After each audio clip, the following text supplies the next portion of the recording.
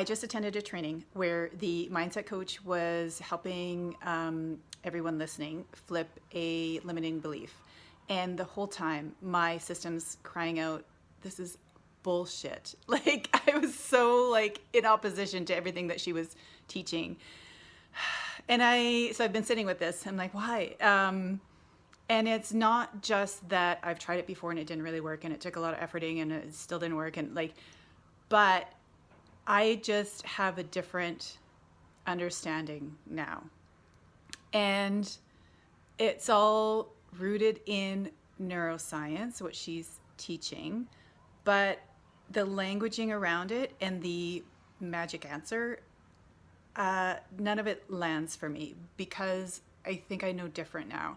And so there was this, like, let's help identify. So everybody had come up with a sentence that's like a main underlying thought or belief that's running. That's like a self-sabotaging belief. Like, this is 90% of your actions each day are run by your subconscious. It's not your your prefrontal cortex.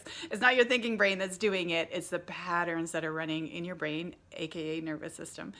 And so we all identified our little belief, and she's like, okay, now we're going to flip it. And so basically you just take the opposite of that and just repeat it forever and ever. So same as working out at the gym. You just repeat it and repeat it till you get the new wiring. And there is languaging around that this is the enemy, that this belief is a story that's not true and it's the enemy. It's keeping you from the things that you want. And no, it's not. It's a very young version of yourself that learned the way to get by in the world and to be safe was that story. So the story is not the enemy. The story was your greatest and bestest friend at one point in time. And I don't think it helps to frame it as an enemy to fight against. It doesn't help. I know it. It's not that I don't think it. I know it. And the other aspect is I am curious why there's no talk about how to make that opposite thought safe.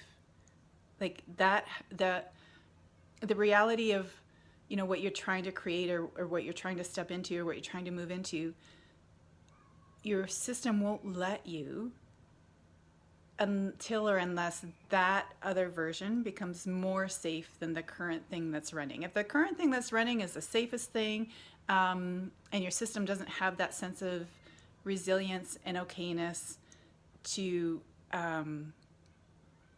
be able to function like through any kind of transition or change. All change involves risk and the unknown, right? Your system kind of will caution you against that no matter what it is, even if it is something you want. But if you have an underlying sense of resilience in your system, you're more likely to be able to step into change if there's a certain level of safety and access to resource for dealing with the change. So it probably does, clearly does work for people, but I still feel like there's a missing piece. I feel like it's not just the action of saying the opposite to yourself over and over again. There is an element of creating safety, and also let's befriend those stories that saved our lives. It's bullshit to call it an enemy. I'm sorry. I just can't. I can't.